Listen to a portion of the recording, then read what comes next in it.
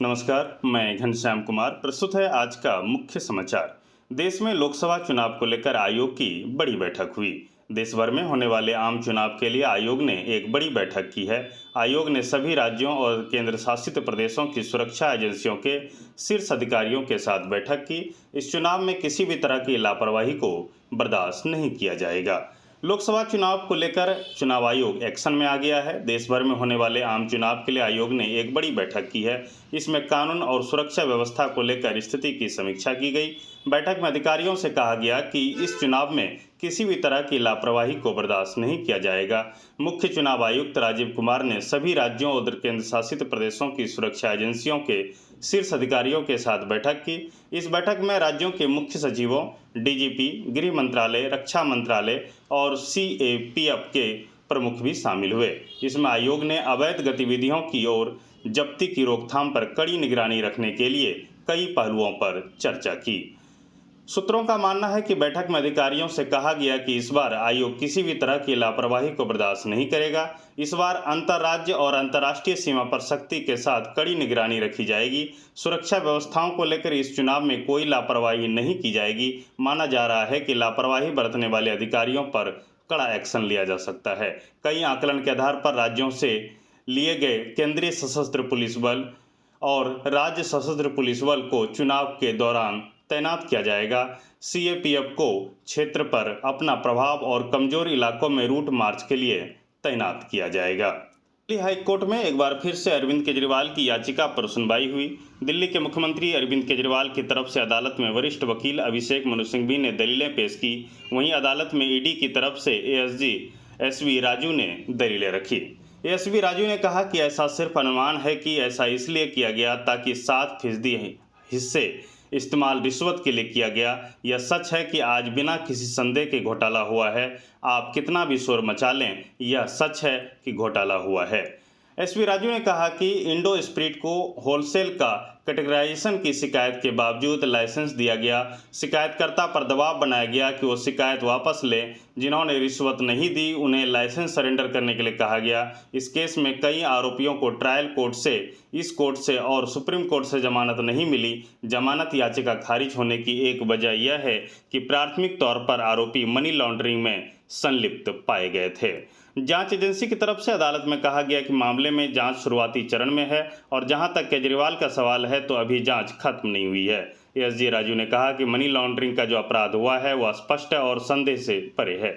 ED की तरफ से कहा गया कि वेंडरों को मोटी रकम नकदी के रूप में दी गई, इसलिए किसी भी बैंक खाते में इसकी जानकारी नहीं है।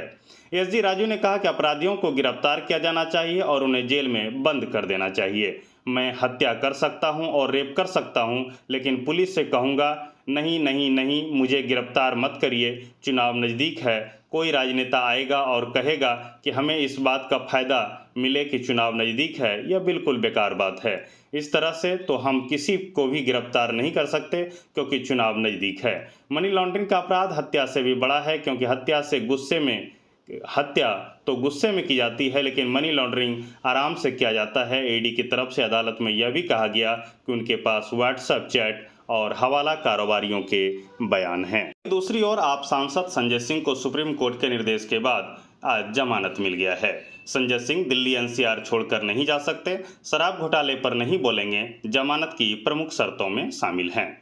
सुप्रीम कोर्ट से bail order Rouse Avenue court पहुंचा। कोर्ट ने सुनवाई के बाद जमानत की शर्तें तय की। राउज एवेन्यू कोर्ट ने आप सांसद संजय सिंह को अपना पासपोर्ट सरेंडर करने को कहा। कोर्ट ने कहा कि संजय सिंह सबूतों के साथ छेड़छाड़ नहीं करेंगे, वे दिल्ली एनसीआर छोड़कर नहीं जाएंगे और शराब घोटाला मामले में कोई बयान या टिप्पणी नहीं कर सकते। आप सांसद संजय सिंह के वकील ने अदालत से दिल्ली एनसीआर छोड़ने से पहले पूर्व अनुमति की शर्तें नहीं लगाने का आग्रह किया। उन्होंने कहा कि वह एक राजनीतिक नेता है और यह चुनाव का समय है। अदालत ने कहा कि वह दिल्ली एनसीआर छोड़ने से पहले अपना यात्रा कार्यक्रम प्रस्तुत करेंगे। संजय सिंह के वकील ऋषिकेश कुमार ने कहा कि ट्रायल कोर्ट बेल की शर्तों में 2 लाख रुपए की प्रतिभूति राशि निर्धारित की गई। कोर्ट ने उनसे पासपोर्ट जमा करने को कहा और बिना अनुमति के देश छोड़ने से मना किया। कोर्ट ने कहा कि इस केस में अपनी भूमिका के बारे में किसी से बात नहीं करेंगे। कोर्ट ने यह भी कहा कि अगर वे दिल्ली से कहीं बाहर जाते हैं तो आईओ यानी जांच अधिकारी को इसकी पूरी जानकारी देकर जाएंगे और इसके बाद दूसरी ओर देखें तो आप सांसद संजय सिंह से मिलने के लिए उनकी मां बेटे IVLS अस्पताल पहुंचे, चूंकि संजय सिंह का स्वास्थ्य काफ़ी खराब बताया जा रहा है। सरकार ने बजट 2024-25 में ऐलान किया था कि वह भारतीय अर्थव्यवस्था पर श्वेत पत्र जारी करेगी। जाहिर तौर पर इस ऐलान के पीछे बीजेपी का मकसद चुनावी भी रहा होगा। एक सप्ताह बाद वित्त मंत्री निर्मला सीतारमण ने लोकसभा में श्वेत पत्र जारी करते हुए कहा कि इस दस्तावेज के जरिए यह भी पता चलता है कि किस तरह से यूपीए सरकार के 10 साल के शासनकाल में देश की विरासत को नुकसान पहुंचाया गया। केंद्र सरकार ने 2024-25 में ऐलान किया था कि वह भारतीय अर्थव्यवस्था पर श्वेत पत्र जारी करेगी। जाहिर तौर पर बीजेपी का मकसद चुनावी रहा। एक सप्ताह बाद इसे जारी भी किया गया और इस तरह से यूपीए सरकार के 10 साल के कार्यकाल को बताया गया, जबकि नरेंद्र मोदी नेतृत्व के वाली सरकार ने देश की अर्थव्यवस्था को संकट, निराशा और सुस्ती से उबारा, ऐसा दावा किया गया। 59 पेज के इस दस्तावेज में एनडीए सरकार के दौर में हासिल की गई ऊंची ग्रोथ का जमकर बखान किया गया। इसमें कहा गया कि अटल बिहारी वाजपेयी की सरकार ने 1998 से 2004 के दौरान जो आर्थिक सुधार किए उसकी वजह से बेहतर ग्रोथ हासिल करने में काफ़ी मदद मिली। साथ ही इसमें लोन माफ़ी समेत फिजिकल मोर्चे पर गैर जिम्मेदार रवैया अपनाने के लिए यूपीए सरकार की आलोचना भी की गई। बहरहाल कांग्रेस ने इस श्वेत पत्र के जवाब में काला पत्र जारी किया है। में चीन की सैन्य तैयारी को लेकर वहां के विपक्ष ने मौजूदा सरकार की पोल खोली है और बताया कि ड्रैगन का सीक्रेट प्लान किस तरह से है। चीन इन दिनों मालदीव के एक वीरान टापू पर मिलिट्री बेस स्थापित करने में जुटा हुआ है। इसका खुलासा मालदीव की विपक्षी पार्टी मालदीवियन डेमोक्रेटिक पार्टी के चेयरमैन फयाज इस्माइल ने किया है। उन्होंने कहा कि चीनी कंपनी इस वीरान द्वीप पर कृषि की आड़ में मिलिट्री इंफ्रास्ट्रक्चर विकसित कर रही है। मालदीव में मौजूदा सरकार के सत्ता में आने से चीन की सक्रियता लगातार बढ़ती जा रही है। चीन की कोशिश मालदीव में एक नौसैनिक बेस और एक रडार स्टेशन को स्थापित करने की है। इसके लिए चीन ने अब्दुल्ला यामीन के शासनकाल में एक द्वीप को भी 99 साल के लीज पर लिया था। भारत समर्थक इब्राहिम मोहम्मद सोलेह के शासनकाल में चीन को इस द्वीप पर सैन्य गतिविधि शुरू करने का मौका नहीं मिला, लेकिन मौजूदा के राष्ट्रपति बनते ही यह द्वीप एक बार फिर से चर्चा में आ गया। मालदीव की मुख्य विपक्षी मालदीवियन डेमोक्रेटिक पार्टी यानी MDP के चेयरमैन फयाज इस्माइल ने आरोप लगाया है कि मौजूदा सरकार ने उथुरु थिला फलाहू द्वीप पर एक चीनी कंपनी को कृषि कार्यों की आड़ में चीन के लिए मिलिट्री इंफ्रास्ट्रक्चर को विकसित करने की अनुमति दी है। फयाज ने यह आरोप लगाया कि आगामी संसदीय चुनावों के लिए MDP की एक रैली में लगाए गए हैं। उन्होंने पथरीली जमीन पर खेती करने के प्रयास पर सवाल उठाया। उन्होंने कहा कि मालदीव के पास पहले से ही कृषि कार्यों के लिए बड़ी मात्रा में भूमि है। ऐसे में बंजर और पथरीली जमीन पर चीनी कंपनी को कृषि की अनुमति क्यों दी जा रही है। उन्होंने कहा गन में बड़े भूखंड हैं, वासा फारू और केला में भी कृषि जमीनें हैं। इन स्थानों पर खेती क्यों नहीं की जाती? हमें उथुरु थिला फलाहू द्वीप की पथरीली जमीन की जरूरत क्यों है? वे नमक में पेड़ पौधे लगाकर उनमें अन्न उगाने की कोशिश क्यों कर रहे हैं, जबकि वहां जनता को बसाया जा सकता है। मौजूदा सरकार ने यह प्रोजेक्ट एक चीनी कंपनी को दिया, लेकिन फयाज ने चीन का नाम नहीं लिया है। उन्होंने चीन को दुनिया के दूसरे क्षेत्रों में एक महान शक्ति कहा। उन्होंने कहा कि इस प्रोजेक्ट के साथ बहुत सारी भू राजनीतिक जुड़ी हुई है। वे पेड़ लगाने नहीं आ रहे हैं, वो वहाँ सामने मालदीवियन नौसेना का एक शक्तिशाली बंदरगाह है। वे दूर एक बड़े देश का सैन्य कार्य करने के लिए सामने आ रहे हैं। उन्होंने यह भी कहा कि एक चीनी जहाज मालदीव के जल क्षेत्र में प्रवेश करने के बाद पिछले कुछ महीनों से पानी के नीचे के इलाके का मानचित्र कर रहा है।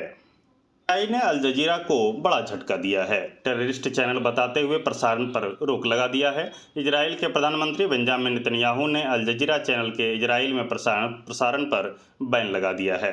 उन्होंने हाल ही में बनाए गए कानून का हवाला देते हुए इसकी जानकारी दी। इसके साथ ही उन्होंने अल जजीरा को आतंकवादी चैनल बताया।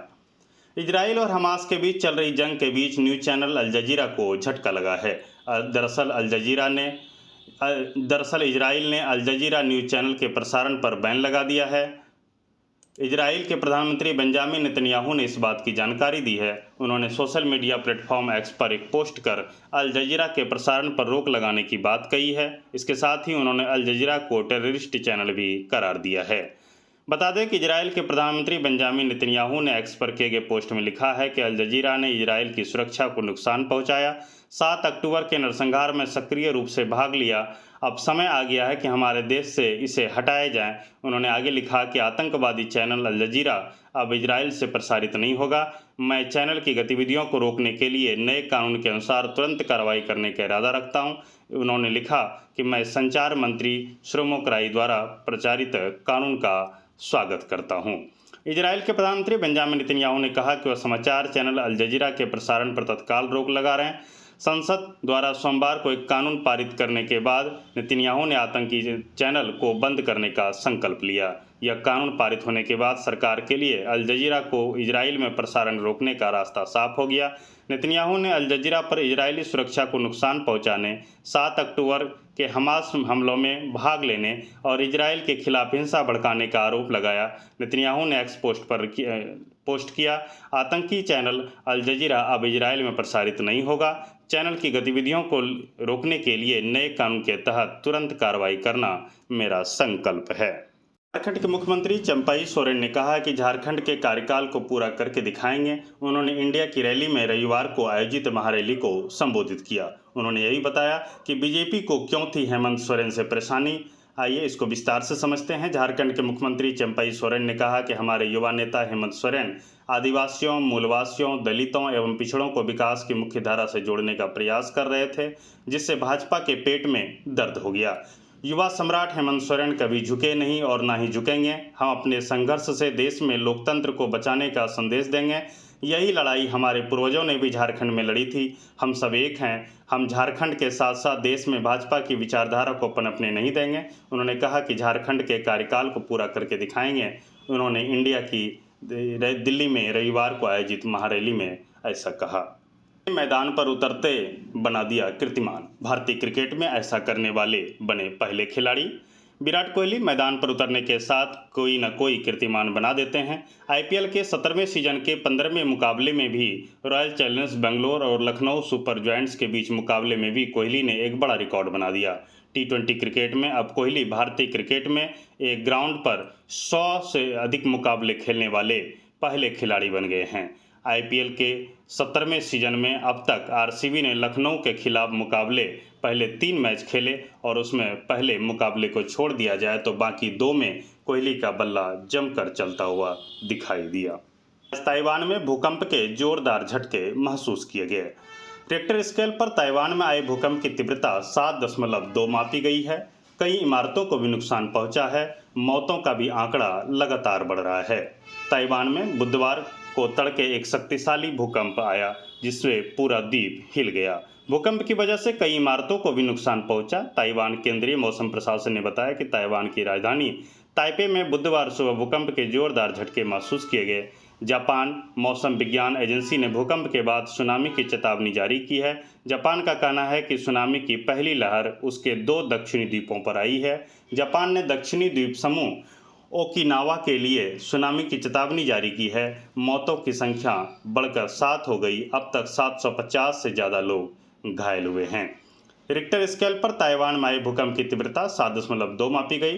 ताइवान में आया भूकंप इतना जबरदस्त था कि झटके संघाई तक महसूस किए गए। चीन की मीडिया का कहना है कि भूकंप से झटके चीन के कुजू, सियामेन, झुंझुनू और निंगड़े में भी महसूस किए गए। उत्तर कोरिया के तनासा किम जोंग उन ने एक बार फिर से बैलिस्टिक मिसाइल का परीक्षण किया है। दक्षिण कोरिया ने इसे लेकर चिंता जाहिर की है और कहा है कि मिसाइल को उत्तर कोरिया की राजधानी पियोंगयांग के पास एक क्षेत्र से प्रक्षेपित किया गया था। उत्तर कोरिया के तनासा किम जोंग उन ने एक बार फिर से मिसाइल परीक्षण किया है। इस बार उत्तर कोरिया ने अपने पूर्वी तट के जल क्षेत्र की ओर मध्यम दूरी की बैलिस्टिक मिसाइल का परीक्षण किया है। दक्षिण कोरिया की सेना की तरफ से परीक्षण को लेकर जानकारी दी गई है। उत्तर कोरिया की तरफ से किए गए मिसाइल परीक्षण के बाद क्षेत्र में तनाव और बढ़ गया। दक्षिण कोरिया हमेशा से उत्तर कोरिया की इस तरह की हरकतों का विरोध करता रहा है। दक्षिण कोरिया का आरोप है कि उत्तर कोरिया उकसाने के लिए इस तरह के मिसाइल परीक्षण कर रहा है। इस तरह का परीक्षण कोरियाई प्रायद्वीप की शांति के लिए खतरा है। तो आज का समाचार इसी के साथ संपन्न होता है। नमस्कार।